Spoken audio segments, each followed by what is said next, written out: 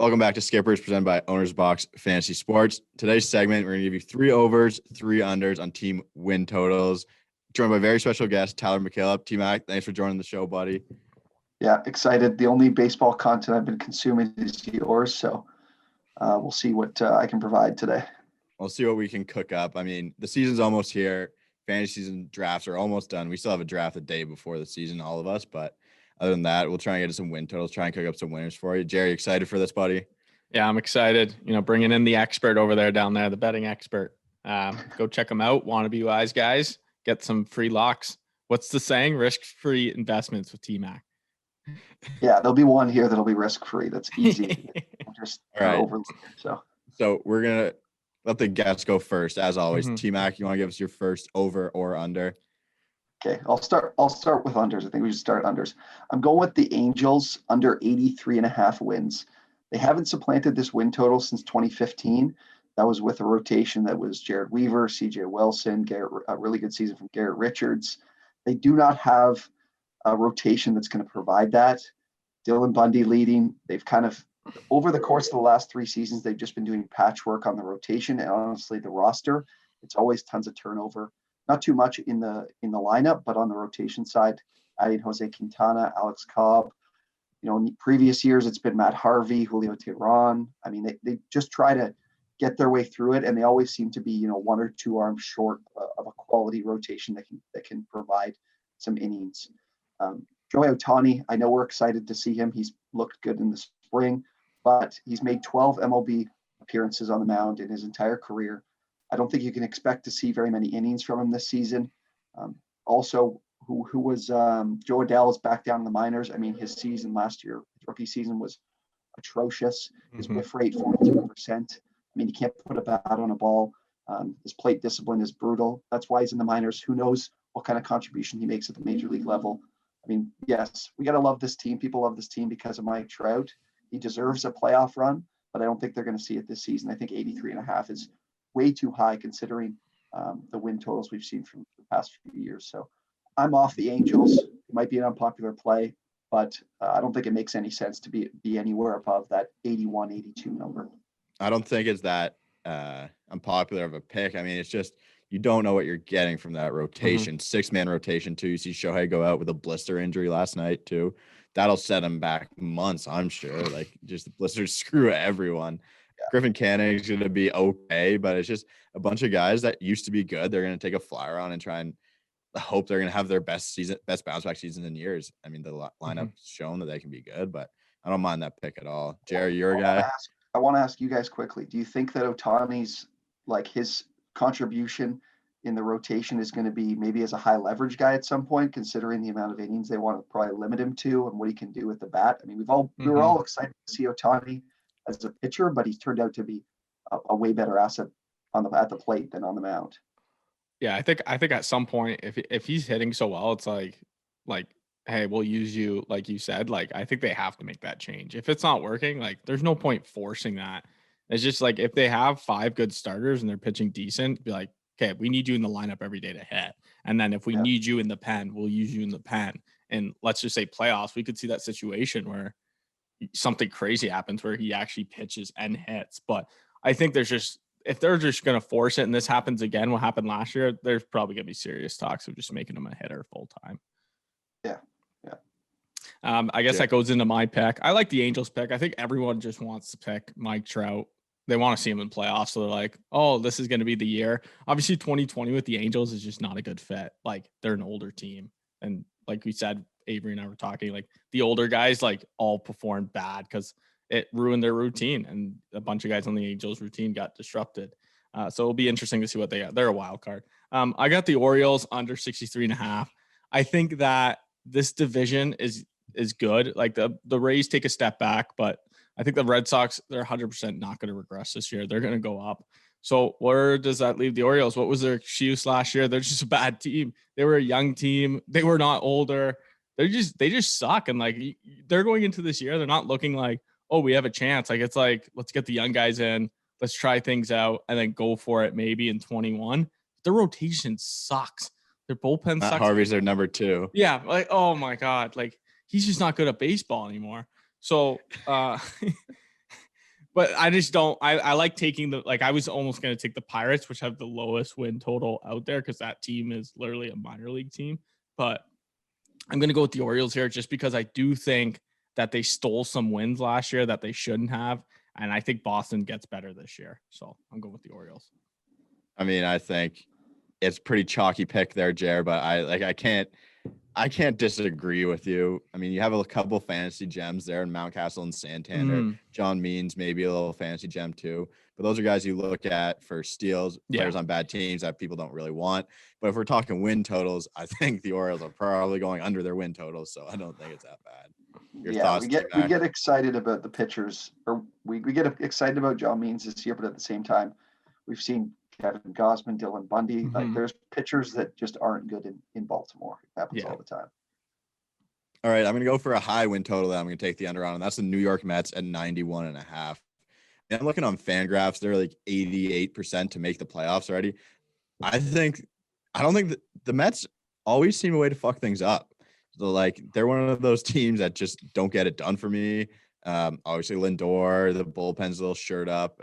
Rotation should be okay. Joey Lucchesi's in there, so it's not like a huge, great bullpen, but or rotation there. I mean, Lindor's going to do his thing, but 91.5 wins for the New York Mets. That's crazy. That's like the Leafs saying they're going to win the Stanley Cup. You just can't trust them. So 91.5, I think the Nationals are going to be a lot better. I think they'll be really good this year, to be honest. Then you have the Braves. The Braves win totals kind of around the same too. Yeah. Now I would take the Braves over compared to this Mets under. So I'm going under 91.5 for the New York Mets. Yeah, I think that a lot of teams, or you got a division there where there's just not enough wins to go around, right? So, and the Mets, like you said, have previously shown that they have a curse of sorts and can't really get it done. So it's a lot of wins. You want to get into your over, T-Mac?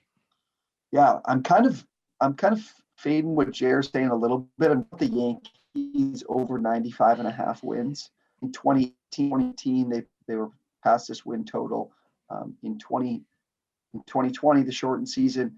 I mean, Yankees always seem to be dealing with injuries, but it was brutal last year. Stanton and Judge have played on average. They play together 1 in every 3 games.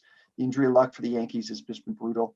They did bring in a whole new training staff last year. This is now first full off season with the training staff. So I think that I've seen throughout the off season they've got a huge focus on making sure the team stayed healthy. I mean, hasn't really shown because Voigt's out now for a little while, but I do think that, Garrett Cole's good for 200 innings. He's done it the last 3-4 seasons in a row, excluding 2020. They've got their ace. Luis Severino, we might see halfway through the season. I know they're taking some shots on Kluber and on Teon, but I think those are worthwhile and could really pan out for them this season. And again, I don't think, as excited as I am as a Blue Jays fan, I don't think the Jays are going to be as good as people are projecting them to be. Great lineup.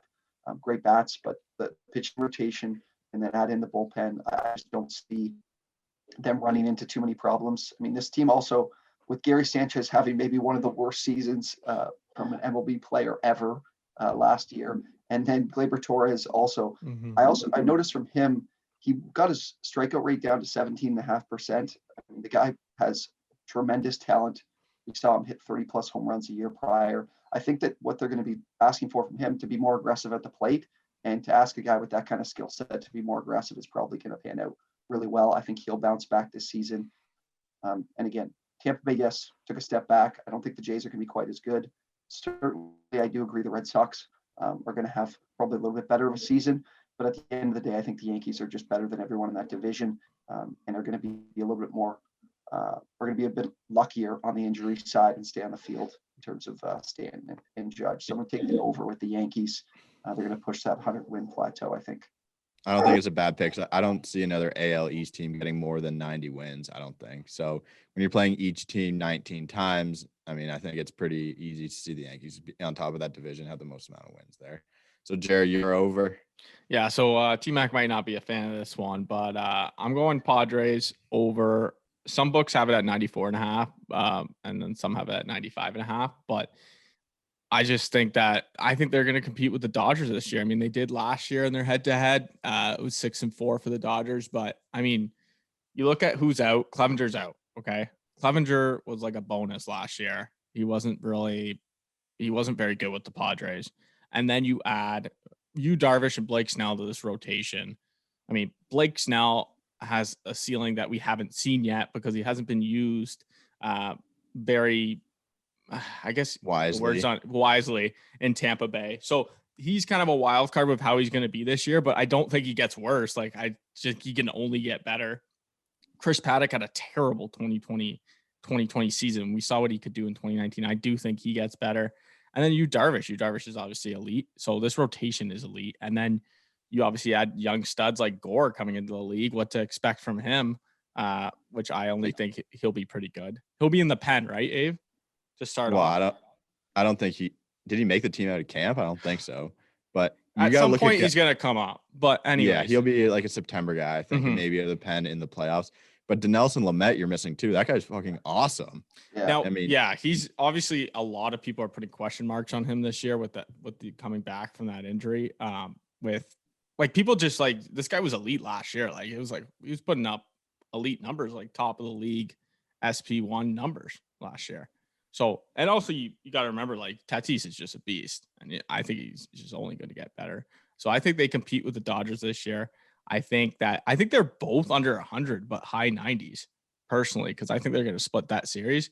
But I like the Padres. T-Mac, what are your thoughts on this? I was going to let you say it first, but I just think that there's not enough wins to go around in the division. I don't think you're going to see two teams pushing 100 together. The Padres are the shiny new toy. People like to get excited about it.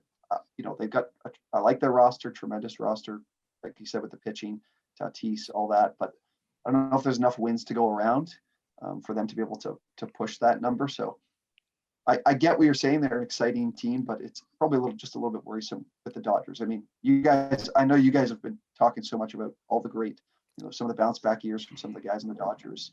And how good of a rotation they have, bullpen, everything.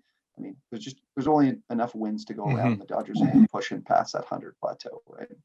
And it's only been done 10 times that two teams in the same division have had 100 wins. There you go. So, but we got to remember though, these are two World Series like predictors that a lot of people have winning the World Series are these two teams. So the Rockies and the division is really bad. So if this is going to happen, it's going to happen. The Rockies are worse. The D-backs are not good, and the Giants suck. So, like, there's just, like I think if this is going to happen again, it's going to happen this year.